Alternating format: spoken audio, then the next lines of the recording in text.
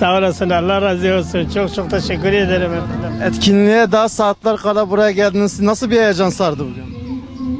İyidir maşallah. Çok güzel. Bu tür etkinlikler yapınca bunun hakkında ne söylemek istersiniz dayı? Maşallah. Allah'a çok şükür maşallah. Ne kadar İslamiyet fazla oluyor, ne kadar İslam iyi oluyor, ne kadar maşallah insan iyi oluyor. İnşallah bir barış, bir iyilik bizim Türkiye'ye inşallah olur. Her şey olur inşallah.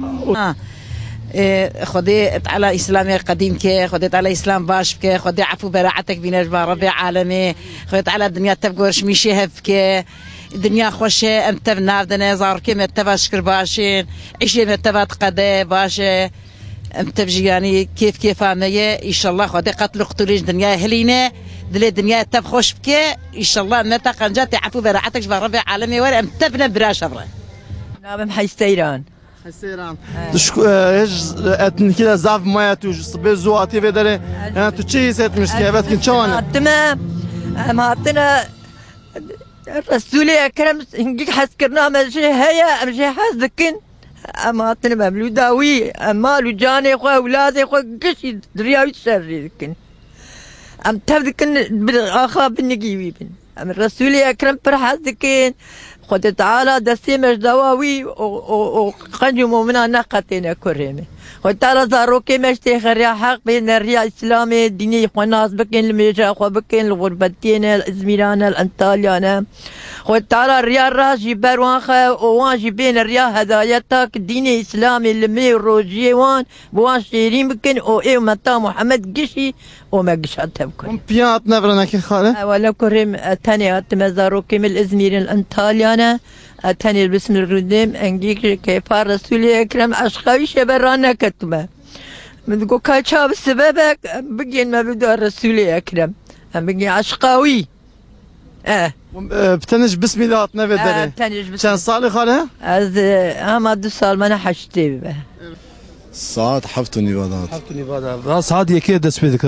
Yani çava tu aqozu bu şu aqozu atı. sevgi Peygamber sevgisi. Mer sevgisi Türkiye atı. azu Hacı Hanım emtebatının Hanım emtebat Pırbaşı gerek devam ediyor Pırbaşı evet. Günedir Hazreti Muhammed Aleyhisselatü Vesselam'ı aşkıyla biz buraya kadar gelmişiz.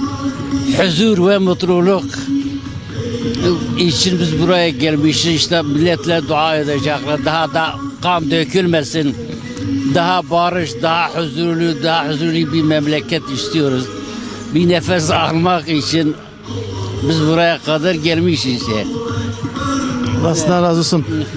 Şimdi bu etkinliğe halk geldi de dayı belediyeden otobüsler istenmişti. Bu etkinliğe halkı taşımak için yalnız bu otobüsler verilmedi. Bu konu hakkında ne düşünmek istiyorsun? Otobüs belediye mi için mi? Evet belediye vermedi. Yani işte halkı etkinlik haline taşımak için vermiyoruz. Ama vermesi gerekiyordu. Niye vermesin de? Belediye de verseydi. Şimdi milletin dolmuşları muhakkak duyduklarımıza göre herkes vazife görülecek yani gelip gidecek. Artık gönüllüler yani araçlarını götürüp Tabii Hazreti Muhammed Aleyhisselatü Vesselam aşkıyla vermesi gerekiyordu.